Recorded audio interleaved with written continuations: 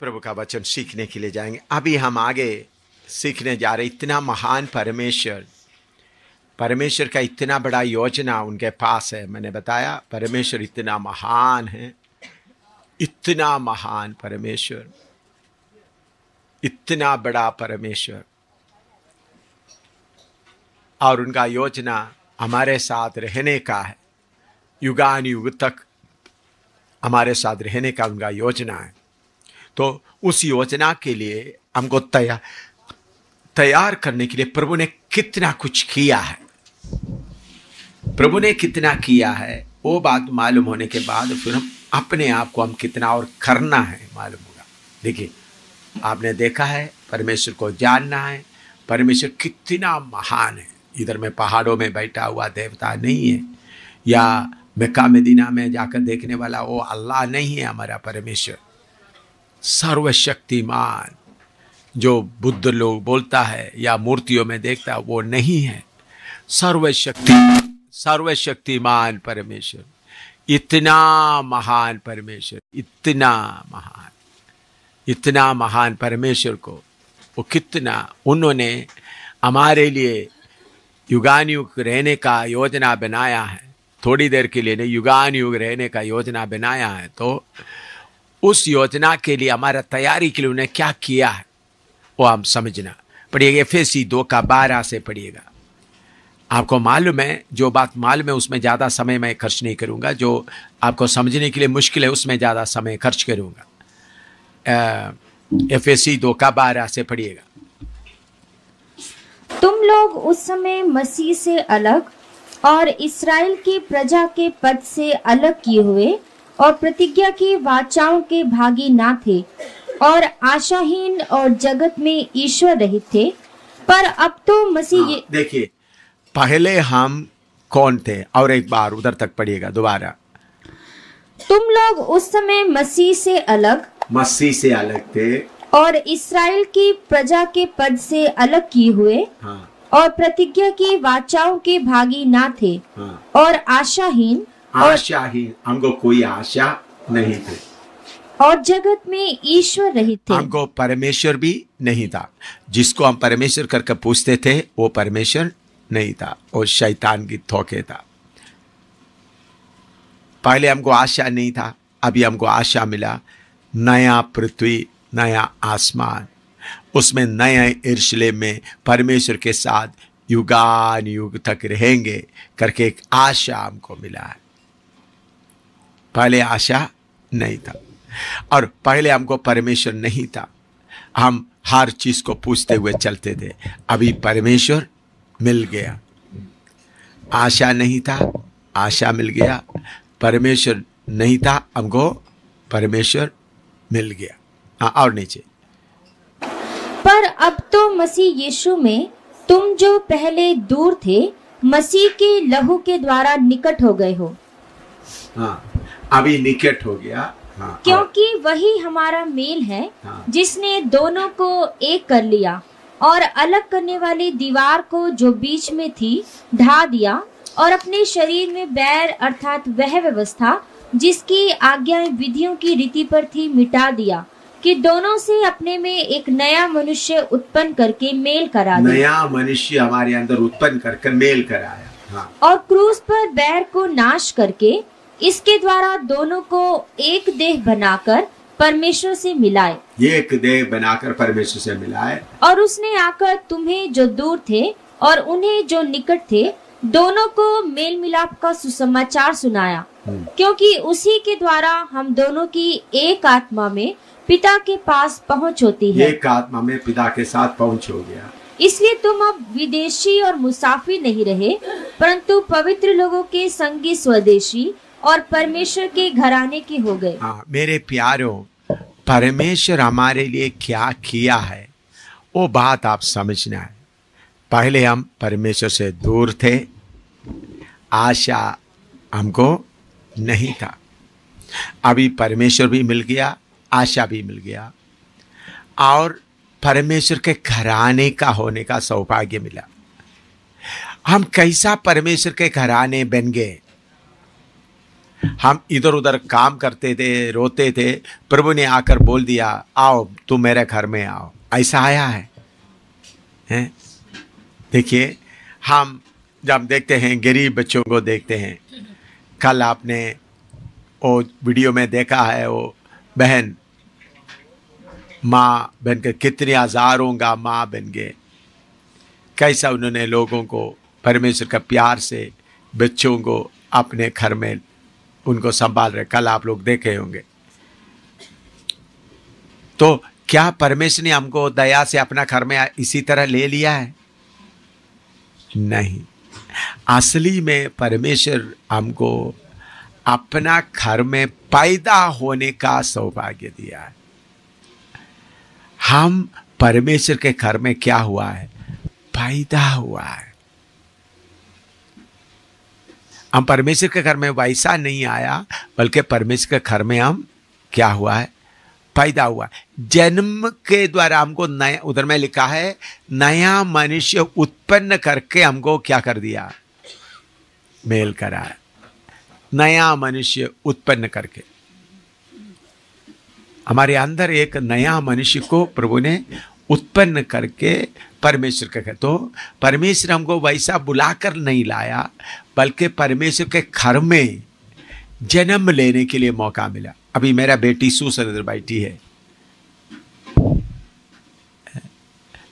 उनको मैं आपको बोलता, बेटी दुखी नहीं होना। बेटी जब स्कूल में पढ़ती है, जब स्कूल में पढ़ रहा था, उनका दोस्त लोग बोलने लगा, देखो तुम्हारा पापा तुमको इतना प्यार नहीं करता है, इतना कुछ नहीं करता, क्योंकि तुम उनका बेटी नहीं है, तुमको किसी के घर से गोद लिया है। मेरा बेटी आकर वो पढ़ रही थी स्कूल में, आर्मी पब्लिक स्कूल में पढ़ते समय में, देखो पापा बाकी ऑफिसर लोग क्या करते हैं, अपना बच्चों को हर जगह में घुमाने ले जाता है, ऑफिसर मेस में जाता है, ऑफिसर क्लब में जाता है। मैंने कभी भी मेरे बच्चों को ऑफिसर क्लब में नहीं लेके, ऑफिसर क्लब में मेरे हमको बच्चों को लाने, ऑफिसर क्लब के लिए हमारा पैसा देता है। ऑफिसर क्लब में मेरा पत्नी को भी एक बार भी ऑफिसर क्लब में लेके नहीं, हमारा मेस में ले गए। उधर में उधमपुर में चोपड़ा चौक के आगे, वो जगह का नाम क्या, उधर में ऑफिसर क्लब था, जो चिनार में ऑफिसर क्लब है।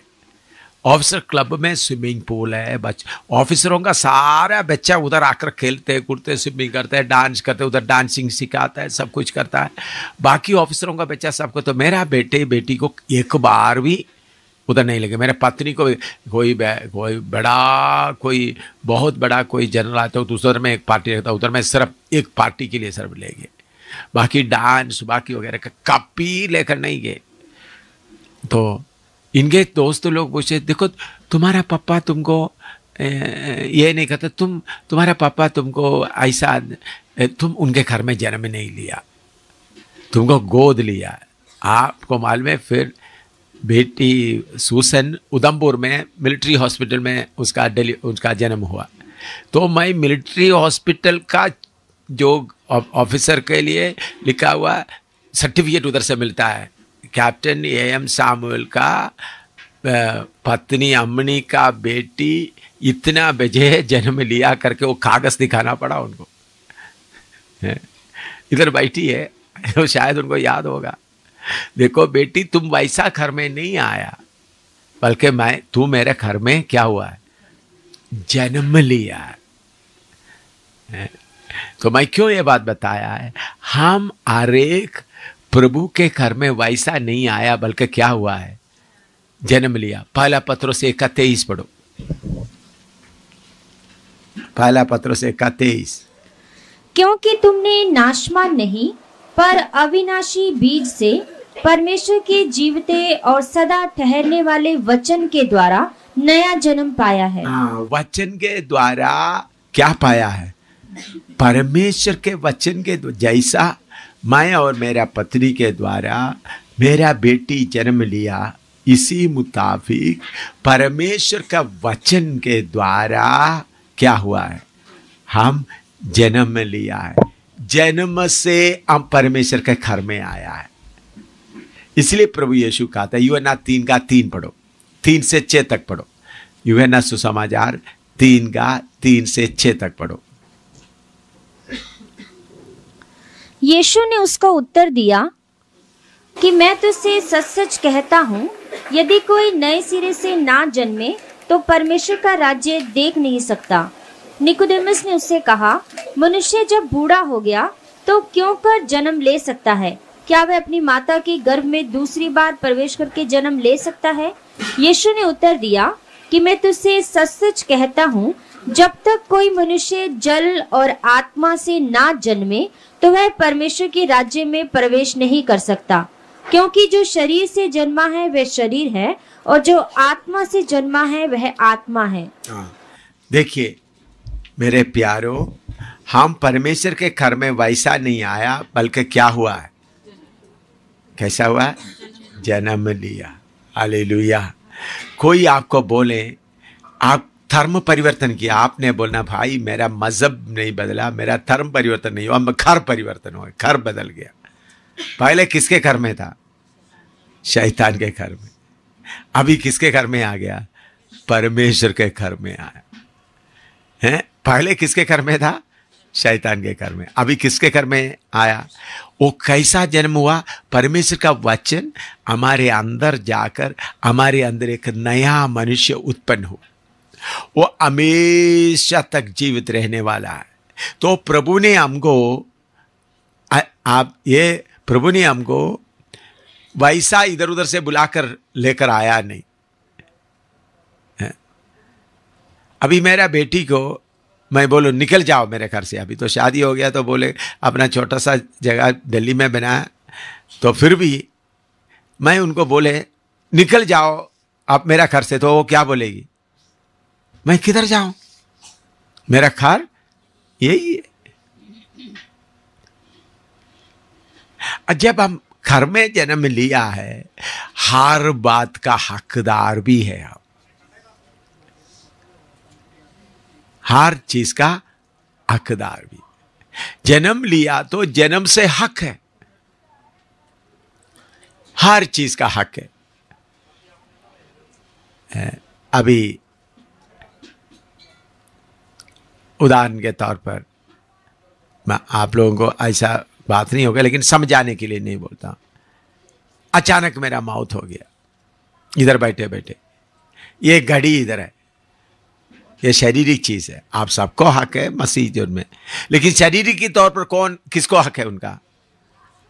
मेरा बेटी इधर बैठा है,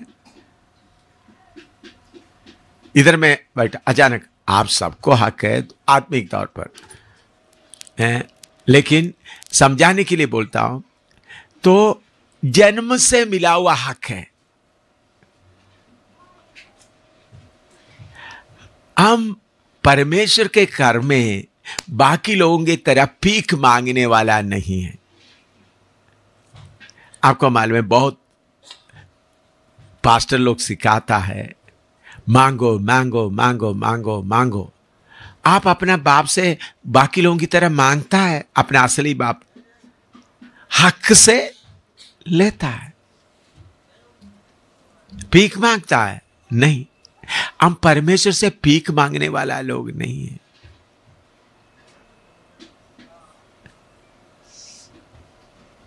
हम परमेश्वर से भीख मांगने वाला लोग नहीं है। भीख मांगकर हम चलना नहीं, परमेश्वर से भीख मांगते हुए नहीं, बल्कि हम परमेश्वर का घर में जन्म लिया है। तो इधर मैं दोबारा बताना चाहता हूं, हम प्रभु के घर में कैसा आया? बोलो, जन्म से आया। प्रभु के घर में हम जन्म लिया है, तो प्रभु के घर में जन्म लिया है तो हम प्रभु से उस हक के द्वारा चलना है। रोमी 8 का 16-17 भी पढ़िएगा। रोमी 8 का 16-17। आत्मा आप ही हमारी आत्मा के साथ गवाही देता है कि हम परमेश्वर की संतान हैं। आत्मा आप भी हमको गवाही देते हैं हम किसका संतान है? परमेश्वर का संतान है। लेकिन एक समस्या इसके बीच में है। वो समस्या गलातियों की पत्री 4 का 1 से 7 तक पढ़िएगा।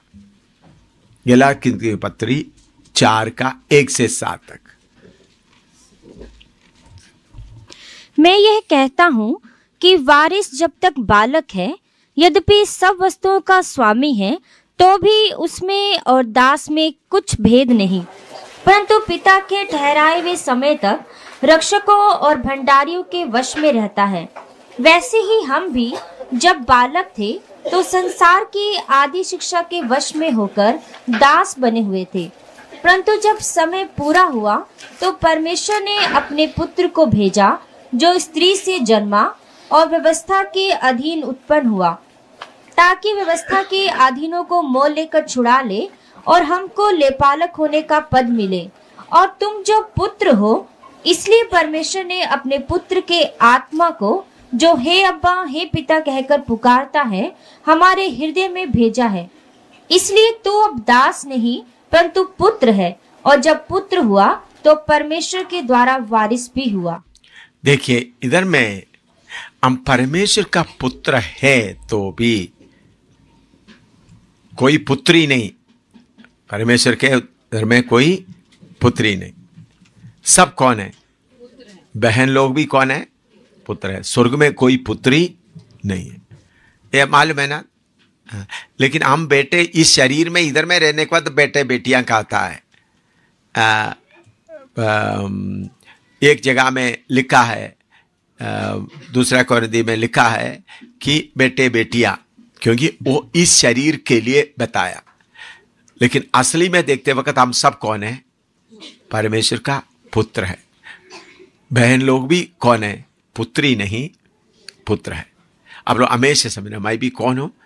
पुत्र हूं। स्वर्ग में हम बराबर है, पुत्र है, कोई पुत्री नहीं है। तो परमेश्वर की आत्मा हमको गवाह देते हम पुत्र है। लेकिन बात क्या है? दोबारा उसका गलाती 1 से 4 तक, दोबारा 7 तक दोबारा पढ़िए। गलाती 4 का।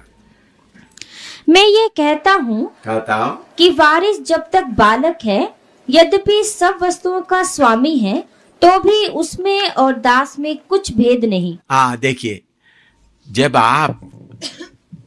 मैं फिन्नी और सूसन जन्म लिया, फिन्नी था, मेरे पास स्कूटर था, बाकी चीजें कार बाकी वगैरह था, तो मैं ड्राइवर को बोलता था बच्चे को हाथ लगाने नहीं देना। क्या बोलता था? जिम्मेवारी किसको दे रहा है? ड्राइवर को। मैंने कितने बार बोला। मैं कभी कभी देख रहा था, फिन्नी थोड़ा सा एक्टिव था, कहीं जाकर का जीप का चाबी घुमाने के लिए कर रहेगा, कभी स्कूटर का ये बटन प्रेस करने के लिए कोशिश करेगा, किधर किधर दिखाता है ड्राइवर, किधर किधर करता है, वो करता है। मैंने उनको बोला देखो, उनको दूर रखो। क्यों? असली में हकदार कौन है? ना मेरा जो सेवा करने वाले लोग हकदार था, या फिन्नी हकदार है? फिन्नी हकदार, फिर भी उनको हाथ लगाने नहीं देता। उनको बोलता था देखो, इनको हाथ लगाने नहीं देना। इसी मुताबिक आप लोग प्रभु के घर में जब छोटे बंजे अनजान में बने रहेगा तो प्रभु कोई हाथ लगाने नहीं देगा। तो बड़ा हो जाएंगे तो क्या करेंगे प्रभु? तो लेकिन कुछ लोगों का क्या, मैं प्रभु के घर में छोटे बन गया, उनका गोदी में बैठे रहने के लिए चाहता है। बहुत लोग क्या कहते हैं, प्रभु मुझे पेटिए, प्रभु मुझे चुमता रहे।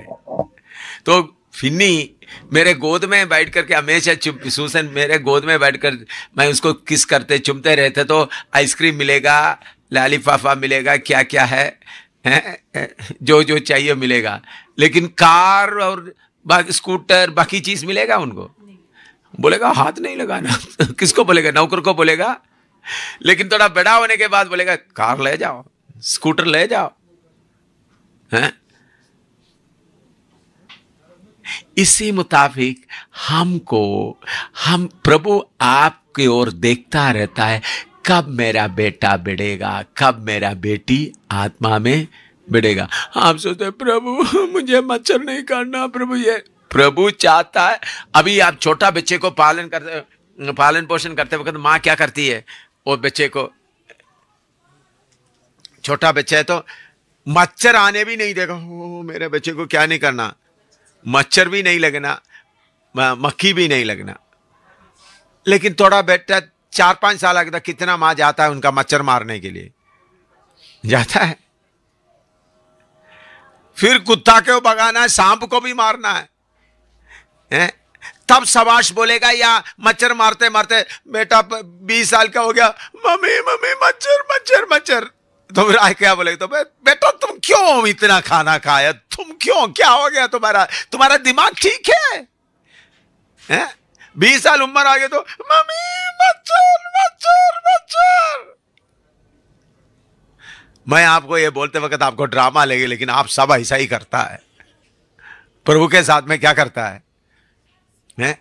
ऐसा ही करता है। 20 साल हो गया अभी, यीशु यीशु।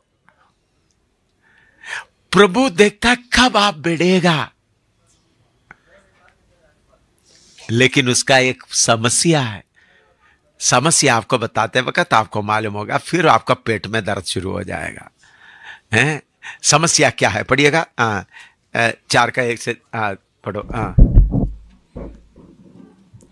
परंतु पिता के ठहराए हुए समय तक, पिता का ठहराए हुए समय तक रक्षकों और भंडारियों के वश में रहता है।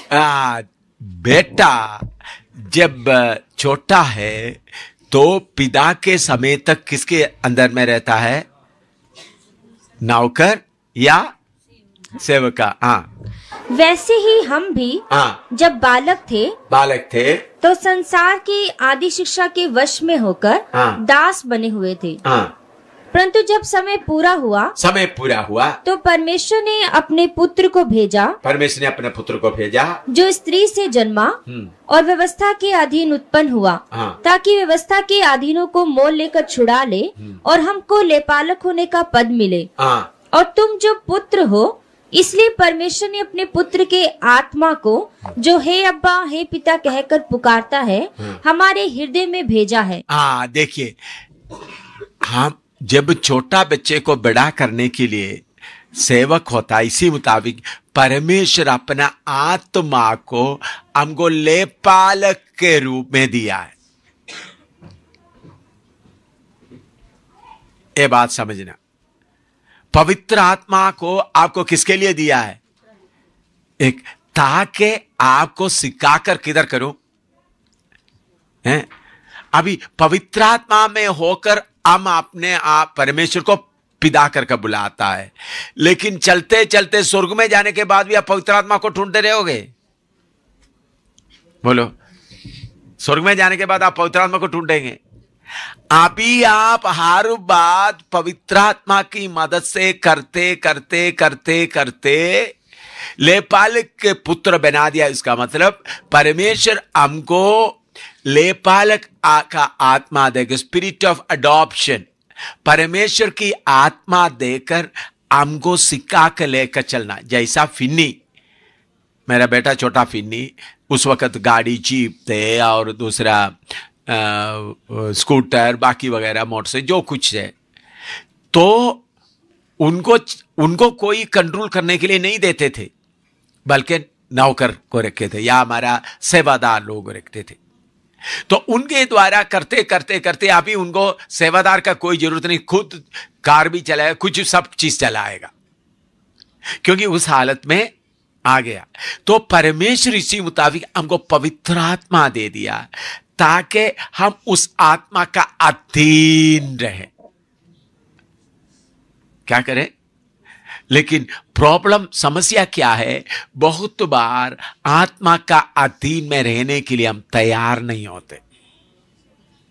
उसका नुकसान क्या है, रुकावट क्या है, मैं शाम को आपको खोलकर सिखाऊंगा। तो परमेश्वर हमको परमेश्वर के घर में जन्म लेने का मौका दिया है, तो भी हम पवित्र आत्मा के अधीन में रहने के जगह में अपना मन की इच्छाओं में हम चलना शुरू करता है। तो इस कारण आत्मा में जितना बढ़ना चाहिए उतना हम बढ़ता नहीं, अभी भी क्या बन के रहा हुआ है? छोटा बच्चा, छोटा बच्चा बन के रहा है। तो लेपालक होने के लिए, लेपालक आत्मा देकर पुत्र का असली दर्जा बनने के लिए हमको लाए, लेकिन बहुत बार हमारा इच्छाएं आकर रुकावट डालता है।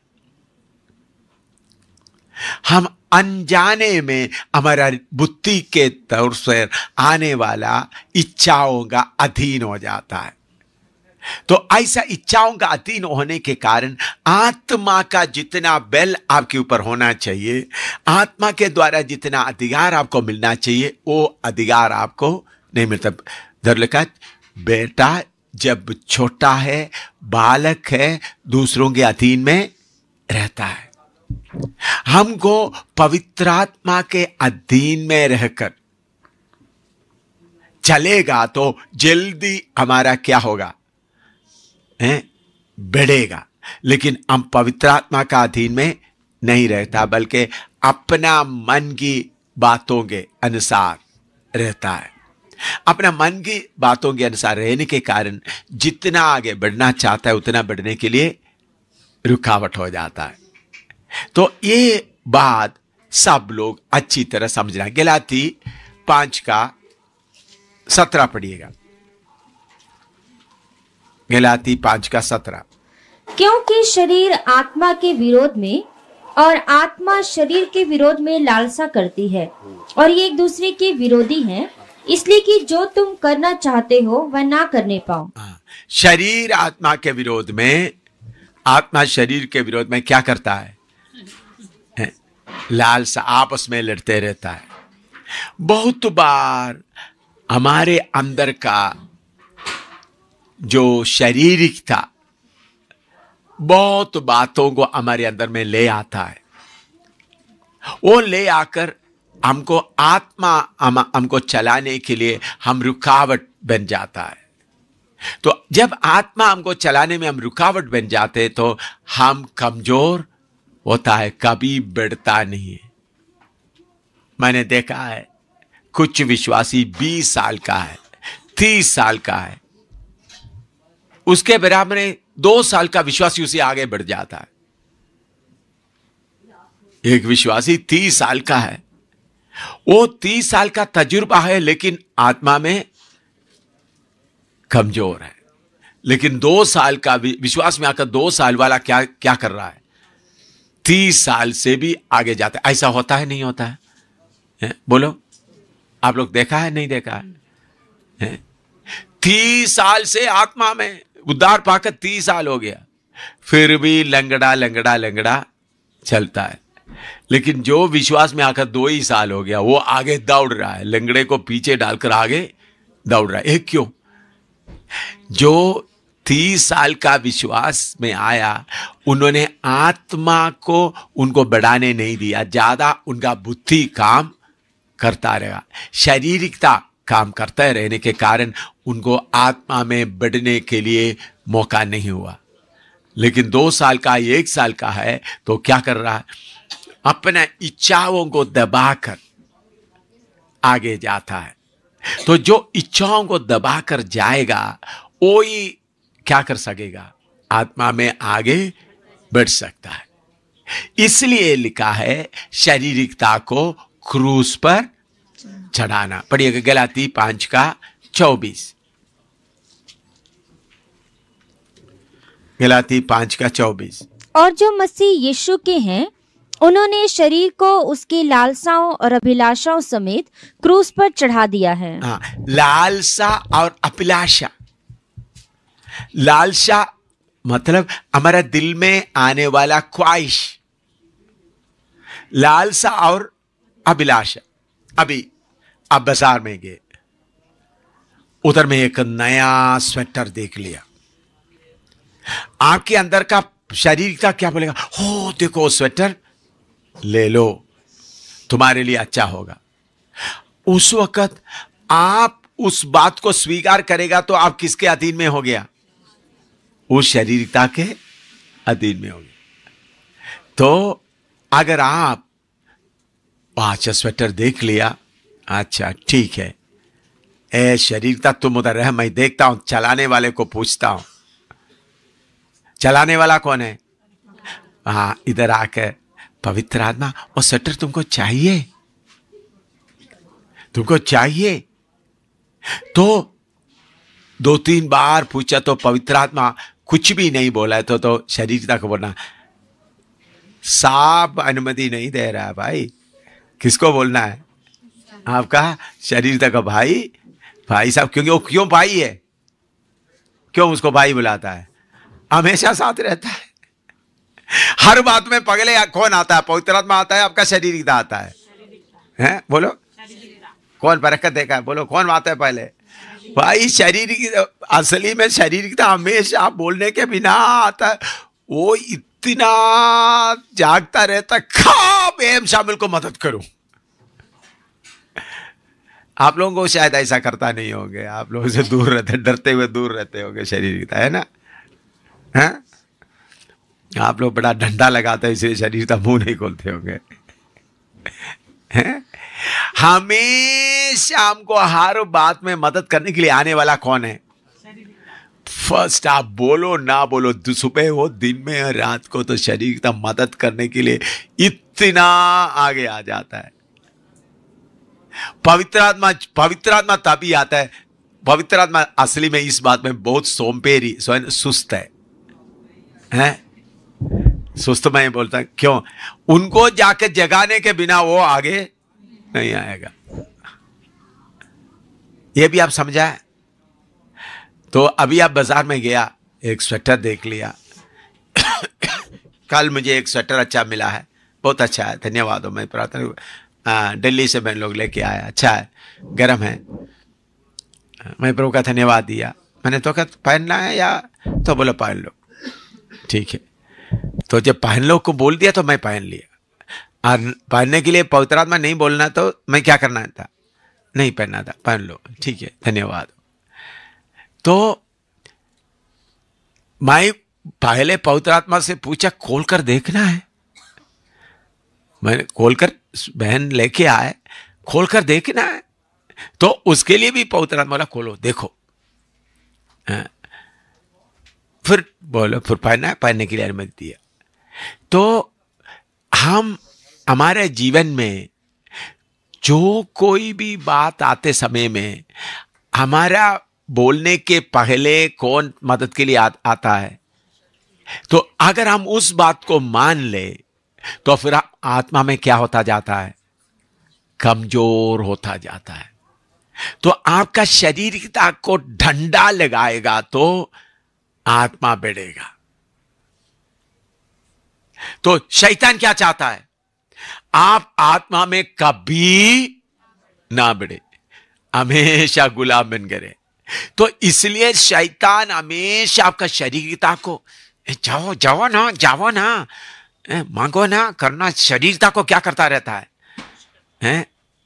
हमेशा आगे पुश करके, जिसको शरीरता को गला, उसका गला पकड़ने का जिसको आता है, उनका आत्मा बढ़ता है।